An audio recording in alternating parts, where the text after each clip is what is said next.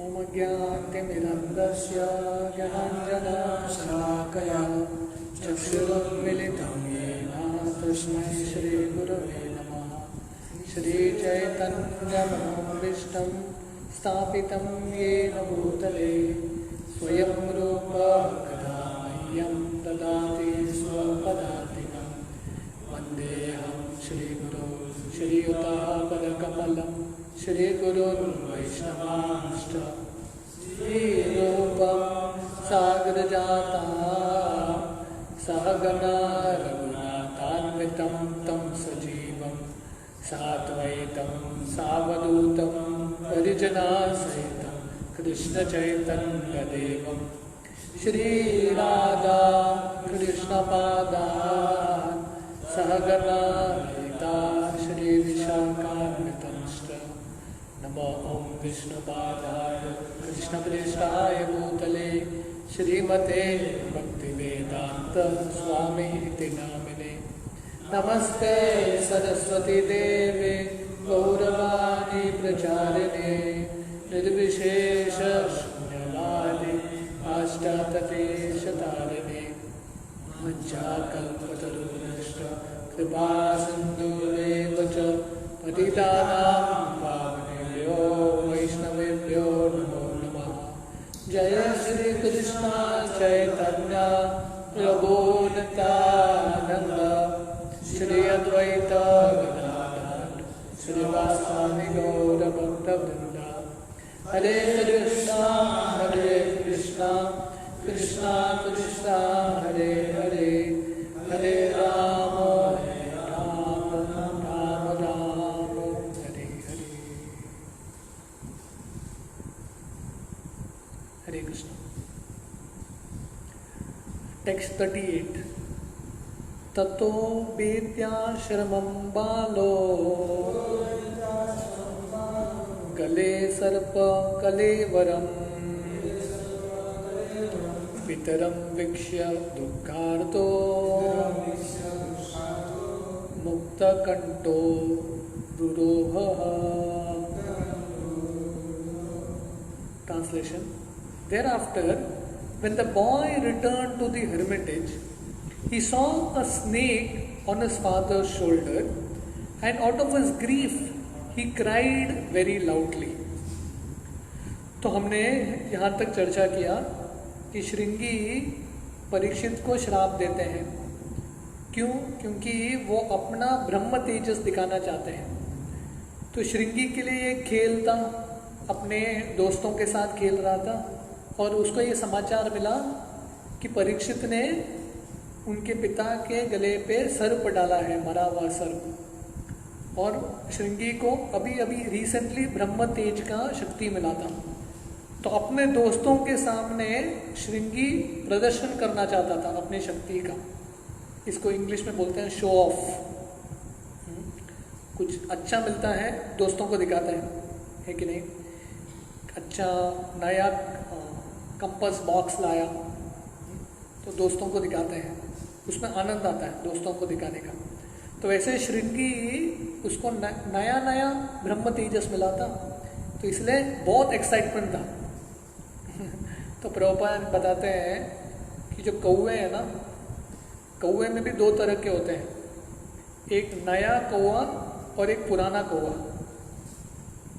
जो नया कौवा है उसका उत्साह बहुत ज़्यादा रहता है, बहुत आवाज़ करता है, गंदी जगह पे जाके और ज़्यादा खेलता है। पर जो पुराना कौवा है वो भी करता है, गंदी जगह पे जाता है, पर उसका उत्साह थोड़ा कम हो जाता है।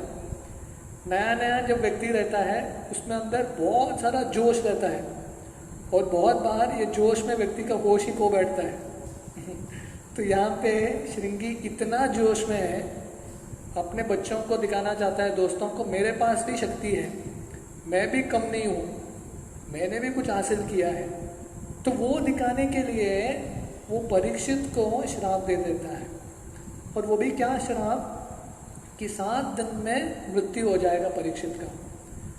तो परीक्षित ने थोड़ा बहुत अपराध किया शमीक ऋषि के प्रति, पर उसके लिए रिटर्न में क्या श्राप दे रहा है श्रृंगी? कि उनका मृत्यु भी हो जाएगा। और परीक्षित कितने महान राजा हैं। तो हमने देखा है कि कली का आगमन होता है ये श्रृंगी के माध्यम से, ये ब्राह्मण के माध्यम से, और पूरा जो वर्णाश्रम धर्म है, वर्णाश्रम सिस्टम है, पूरे तरह से टूट जाता है, क्योंकि कली को अब तक रोक के रखा था परीक्षित ने। और जब परीक्षित ही नहीं रहने वाले हैं तो कली को पूरा फ्री हैंड है, पूरा राज्य करने का अवसर मिलेगा। तो श्रृंगी परीक्षित को श्राप दे देता है और वापस घर आता है।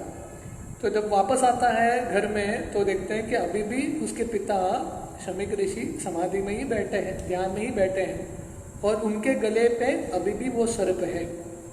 पर अभी श्रृंगी को धीरे धीरे उसके गलती का महसूस होने लगता है, इसलिए श्रृंगी रोते रोते मुक्त कंठो रुदोदह बहुत जोरों से रोता है, क्योंकि श्रृंगी को पता चला है कि मैंने बहुत बड़ा अपराध कर दिया है। इसलिए जब व्यक्ति अपराध करता है, गलत करता है, तो नेचुरली स्वाभाविक है रोना भी आता है, वो एक हीलिंग प्रोसेस है क्राइम। तो इसलिए वो रोने लगता है purport. The boy was not happy because he committed a great mistake and he wanted to be relieved of the burden of his heart by crying. तो श्रृंगी हालांकि अहंकार में आके उसने श्राप दे दिया, पर श्रृंगी खुश नहीं था। उसको पता चल गया कि मैंने बहुत बड़ा गलती किया है, इसलिए उसके हृदय में एक भारीपन था, उसको बोलते हैं बर्डन ऑफ हार्ट। तो जब हम बहुत बड़ा गलती करते हैं तो ऑटोमेटिकली हृदय बहुत भारी बनता है, ऐसा लगता है कि बहुत बड़ा बोझा लेके चल रहे हैं।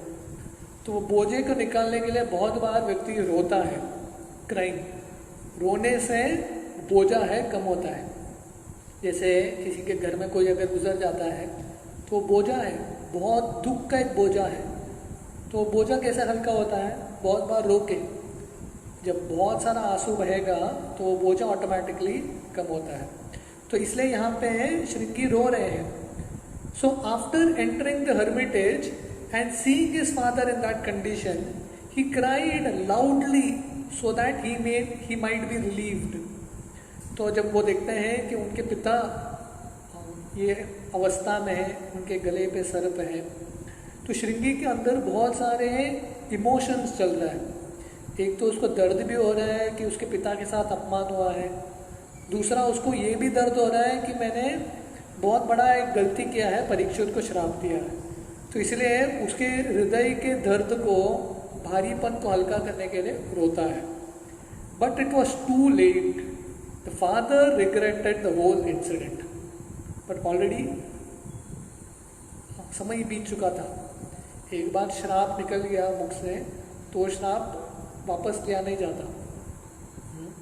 तो शब्द ऐसे हैं कि एक बार मुख से निकल गए तो डैमेज कर ही लेता है वो। तो ऑलरेडी लेट हो चुका था। और हालांकि श्रृंगी ये सब किसके लिए कर रहा है, अपने पिता का नाम की रक्षा करने के लिए। मेरे पिता के साथ अपराध हुआ है, ये सही नहीं है, तो मैं भी मेरे पिता का पुत्र हूँ, मेरा कर्तव्य है कुछ करना। पर जो उसने किया उससे उसके पिता भी खुश नहीं थे। पिता भी पश्चाताप करने लगे जब उनको समझ में आया कि मेरे बेटे ने बहुत बड़ा गलती किया। तो इसको बोलते हैं इनएक्सपीरियंस। जब अनुभव नहीं रहता व्यक्ति ऐसा ही करता है। तो अपने लिए, अपने रिश्तेदारों के लिए और समाज के लिए बहुत बड़ा एक नुकसान करके जाता है। टेक्स्ट 39 सवा अंगीरिशो ब्रह्मन् श्रुत्वा सुत विलापनम् उन्मील्य शनके नेत्रे दृष्ट्वा चांशे मृतो गमन्। Translation: O Brahmanas, the rishi who was born in the family of Angira Muni, hearing his son crying, gradually opened his eyes and saw the dead snake around his neck. तो शमीक ऋषि अंगिरा मुनि के कुल में, गोत्र में उनका जन्म हुआ था, उनके परिवार में। इसलिए शमीक ऋषि जब सुनते हैं कि उनके बेटे बहुत ज़ोर से रो रहा है, जब व्यक्ति नींद में है या समाधि में है, उसको उठाने का सबसे सही तरीका है ध्वनि। जब आवाज़ करते हैं व्यक्ति उठ जाता है। तो हालांकि शमीक ऋषि यहाँ पे समाधि में है, जब वो अपने बेटे का रोने का आवाज़ सुनते हैं, और हमने देखा है कि बेटा धीमी से नहीं रो रहा था, बहुत ज़ोरों से विलाप कर रहा था। तो वो देख के उठ जाते हैं और देखते हैं कि उनके गले पे एक सर्प है, मरा हुआ सर्प है। शमीक ऋषि इतने लीन हो गए हैं भगवान में, उनके ध्यान में, उनको पता भी नहीं है कि परीक्षित ने सर्प डाल के गए। इसको बोलते हैं अब्जॉर्प्शन। इमेजिन कीजिए, इतने अब्जॉर्ब्ड है उनके भगवान की भक्ति में। तो ये अब्जॉर्प्शन हमको, एटलीस्ट ये हमारा लक्ष्य है, ऐसा अब्जॉर्प्शन पाना कि ज़िंदगी में कुछ भी हो जाए, हम जब बैठेंगे अपने ध्यान के लिए, हरि नाम करने के लिए, उतने अब्जॉर्प्शन, उतने ध्यान के साथ हमको बैठना है। तो शमीक ऋषि को बिल्कुल समझ में नहीं आया कि परीक्षित ने सांप डाला था। जब वो उठे फाइनली अपने बेटे का रोने का आवाज़ सुन के, फाइनली उन्होंने देखा कि गले में सांप है। और उन्होंने क्या किया, टेक्स्ट 40, विसृज तम च पप्रच वत्स कस्मादिरोदिषि केन वा ते प्रकृतम् इति उक्ता स न्यवेदयत्। Translation: He threw the dead snake aside and asked the son why he was crying, whether anyone had done him harm. On hearing this, the son explained to him what had happened. तो जब शमीक ऋषि उठे और उन्होंने देखा कि उनके गले पे सर्प है, जो सर्प को लेके श्रृंगी ने इतना बड़ा कांड बनाया है, और उसको लेके उसने परीक्षित को श्राप भी दे दिया कि एक सर्प आके उनको ढस के मारेगा। पर उनके पिता का क्या रिएक्शन है, जब वो उठते हैं और देखते हैं कि उनके गले पे सर्प है, तो बिना कुछ सोचे सर्प निकाल के फेंक देते हैं। उनको बुरा भी नहीं लगता, किसने डाला है उनको पड़ा ही नहीं है। और बेटे को पूछते हैं कि आप इतना क्यों रो रहे हैं, आपको किसी ने हानि पहुंचाया है क्या? तो उसके बाद श्रृंगी शमीक ऋषि को पूरा घटना बताता है, कैसे उसने परीक्षित को श्राप दिया। Purport: The father did not take the dead snake on his neck very seriously. तो ये महान भक्त है शमीक ऋषि जैसा, कि हालांकि उनके गर्दन पे मरा हुआ सर्प था, तो उन्होंने गंभीरता से लिया ही नहीं। तो श्रील प्रभुपाद एक तात्पर्य में बताते हैं, ग्रेटनेस, महान व्यक्ति कौन है?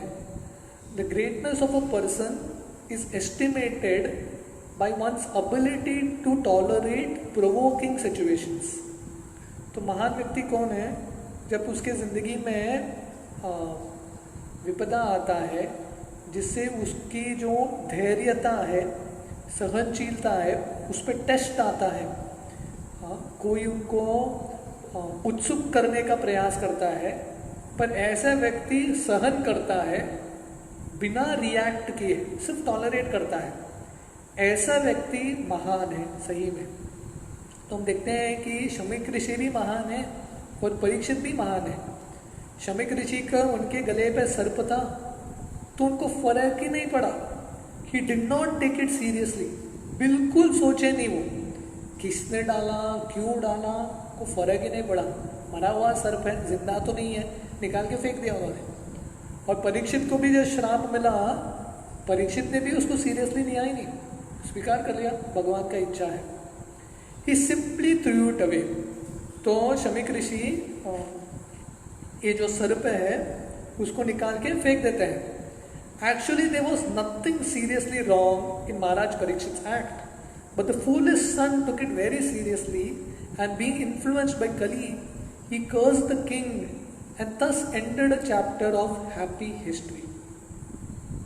तो हालांकि ये घटना बहुत गंभीर घटना नहीं है कि नहीं? मरा हुआ सर्प पहना है परीक्षित ने, उनके पिता शमीक ऋषि जिनको पहनाए हैं उन्होंने इसको गंभीरता से लिया ही नहीं, छोड़ दिया उन्होंने। जिंदगी में ये होता रहता है, पर शमीक ऋषि के बेटे ने इसको बहुत गंभीरता से ले लिया, टुक इट वेरी सीरियसली। क्यों? क्योंकि कली का प्रभाव था और उसके वजह से उन्होंने राजा को श्राप दिया। And thus ended chapter of happy history. तो सुंदर इतिहास चल रहा था, अच्छा स्टोरी लाइन चल रहा था परीक्षित महाराज के राज्य का, पर उसको सडनली ब्रेक कर दिया श्रृंगी के श्राप ने। तो ये होता है कि जब हम बहुत चीज़ों को गंभीर ले लेते हैं, लोग जो हमको कुछ बोलते हैं, बुरा बोलते हैं, उसको जब बहुत गंभीर लेते हैं तो क्या होता है, एक पूरा अध्याय जो अच्छे से चल रहा है उसको उस पर पूरा एक रुकावट आता है। तो परीक्षित, इमेजिन कीजिए अगर परीक्षित और रुकते थे ये धरती पे, कितना और अच्छा कार्य करते थे, पर वो सब कुछ को श्रृंगी ने रोक दिया क्योंकि उसने ये घटना को बहुत गंभीरता से लिया जो उनके पिताजी ने बिल्कुल गंभीरता से लिया नहीं। उन्होंने बस निकाल के सर्प को फेंक दिया। टेक्स्ट 41। निशम्य शप्तम अतहरणम नरेन्द्रम स ब्राह्मणो नात्मजम अभ्यनंदनत अहो बतामो महद अद्यते कृतम अल्पीयसी द्रोह उरुर्दमोद्रता। Translation. The father heard from his son that the king had been cursed, although he should never have been condemned, for he was the best among all human beings. The rishi did not congratulate his son, but on the contrary began to repent, saying, "Alas, what a great sinful act was performed by my son. He has awarded heavy punishment for an insignificant offense." तो जब शमीक ऋषि को ये पूरा कहानी समझ में आता है, उनके समाधि के दौरान क्या क्या हो गया, थोड़े ही समय के समाधि में श्रृंगी ने परीक्षित को श्राप भी दे दिया। तो ये सुन के पिता शमीक ऋषि को बहुत बुरा लगा, क्योंकि शमीक ऋषि को लग रहा था कि परीक्षित को श्राप छोड़ो, उनको कोई कुछ बुरा भी नहीं बोलना चाहिए। इतने महान राजा हैं वो, और उनके वजह से पूरे मानव समाज में कल्याण हो रहा है, तो ऐसे परीक्षित को श्राप कैसे दे सकता है कोई? तो इसलिए शमीक ऋषि ने अपने पुत्र को कॉन्ग्रेचुलेट नहीं किया, अरे वाह तो बहुत अच्छा पुत्र है, मेरे से बहुत प्रेम कर रहा है, बहुत अच्छा कार्य किया तूने, परीक्षित को श्राप दिया। नहीं, वो कॉन्ग्रेचुलेट नहीं करते हैं, बल्कि वो विलाप करते हैं, बोलते हैं कि अलास कितना बड़ा पाप हो गया हमारे हाथों से, मेरे बच्चों के हाथों से, कि परीक्षित जैसे महान राजा को इतना बड़ा श्राप मिला है। किसके लिए? छोटे से उनका इनसिग्निफिकेंट ऑफेंस, अगर अपराध भी था तो छोटा सा अपराध था, उसके लिए दंड कितना, इतना बड़ा दंड। तो ये देख के बहुत शोक और विलाप करते हैं। Purport: the king is the best of all human beings. जो राजा है सब मनुष्यों में से सर्वश्रेष्ठ है। He is the representative of God and he is never to be condemned for any of his actions. तो राजा जो है भगवान के प्रतिनिधि है, इसलिए उनको नरदेव बोला जाता है। और जनरली राजा में दोष देखना नहीं चाहिए, हाँ, उनके कार्यों को हमेशा निंदा नहीं करना चाहिए। In other words the king can do no wrong. तो इसका मतलब है स्पेशली जो क्षत्रिय राजा है, जिनका अच्छे से ट्रेनिंग और संस्कार हुआ है, ऐसा राजा कभी गलती नहीं कर सकते। The king may order hanging of a culprit of a son of a Brahmin, but it does not become sinful for killing a Brahmin. तो राजा कभी कभी ब्राह्मण के पुत्र को सूली पे चढ़ा सकता है और बोल सकता है इसको मार दो, फिर भी उसको ब्रह्म हत्या का पाप नहीं लगता। क्यों? क्योंकि अगर उसने गलती किया है तो राजा का हक है पनिशमेंट देना। Even if there is something wrong with the king, he is never to be condemned. अगर राजा में कुछ दोष भी है तो उसकी निंदा बहुत ज़्यादा नहीं करनी चाहिए। क्यों? क्योंकि इतना बड़ा कार्य कर रहा है, पूरे राज्य को चला रहा है। इतना आसान नहीं होता पूरे राज्य को चलाना। इसकी वजह से उसके अंदर थोड़ा दोष भी है, थोड़ा गलती भी है, उसको ओवरसी करना चाहिए और उसकी निंदा नहीं करना चाहिए। A medical practitioner may kill a patient by mistaken treatment, but such a killer is never condemned to death. जैसे एक डॉक्टर होता है, कभी कभी रॉन्ग ट्रीटमेंट, क्योंकि हर एक व्यक्ति गलती करता है, कभी कभी डॉक्टर सही ट्रीटमेंट न देने से पेशेंट मर जाता है। पर ऐसे डॉक्टर को मारा नहीं जाता, उसको हैंग नहीं करते, क्योंकि उसने प्रयास किया, गलती हो गया, अभी क्या करेंगे? You can't do anything about it. So what to speak of a good and pious king like Maharaj Parikshit. तो महाराज परीक्षित जैसे महान राजाओं को क्या बोलना, तो उनसे थोड़ा गलती भी हुआ, वो कितना महान कार्य कर रहे हैं वो देखना चाहिए। एक गलती हुआ ठीक है, पर कितना अच्छा किया उन्होंने, उसके सामने ये गलती तो श्योरली माफ कर सकते हैं। In the Vedic way of life, the king is trained to become a Raja Rishi or a great saint, although he is ruling as a king. तो हमारा वैदिक संस्कृति ऐसा है, मार्ग ऐसा है कि राजा का ट्रेनिंग होता है, शिक्षण होता है। किसके लिए? राजा को राज्य ऋषि बनाने का ट्रेनिंग। हालांकि राजा है, राजा के पद पे बैठा है, फिर भी वो बर्ताव कैसे करता है? ऋषि की तरह। इसलिए ये शब्द आता है राज्य ऋषि। राजा है, राजा के वेश में है, पर एक्चुअली ऋषि ही है। It is the king by whose good government the citizens can live peacefully and without any fear. तो राजा भी महत्वपूर्ण है, क्योंकि ब्राह्मण रहेंगे, गुरु रहेंगे, पर राजा सही नहीं रहेगा तो प्रजा भक्ति भी कैसे करेंगे? तो इसलिए राजा के वजह से, अगर सही राजा है तो उसके वजह से, सही तरह से राज्य करने के वजह से पूरे समाज में, पूरे प्रजाओं में शांति रहता है और बिना भय के रह सकते हैं। The rajarshis would manage the kingdom so nicely and piously that their subjects would respect them as if they were the lord. तो ऐसे जो राज ऋषि हैं अपना राज्य इतने सुंदर तरीके से चलाते थे, इतना सुंदर उनका मैनेजमेंट था कि हर एक उनका जो प्रजा है उनकी आराधना भगवान की तरह करते हैं। क्यों? क्योंकि भगवान के प्रतिनिधि है और भगवान का ही कार्य कर रहे हैं, बहुत अच्छे से शासन कर रहे हैं। That is the instruction of the Vedas. तो ये वेद का इंस्ट्रक्शन है, क्योंकि किसी के पास शक्ति है, भगवान की अनुमति से ही उसको शक्ति आ रहा है। एक छोटा सा एक परिवार मैनेज करने के लिए इतना मेहनत लगता है, तो राज्य मैनेज करने के लिए भगवान ने उसको शक्ति दिया है, इसलिए उसका सम्मान करना बहुत इम्पोर्टेंट है। श्रील प्रभुपाद एक बार अपने शिष्यों के साथ जू में गए थे। जू में तो क्या हो गया, एक लायन था केज में, सिंह केज में रखा था उसको, पिंजरे में। तो एक भक्त जाके वो लायन का मजाक उड़ाने लगा, वो सिंह का मजाक उड़ाने लगा।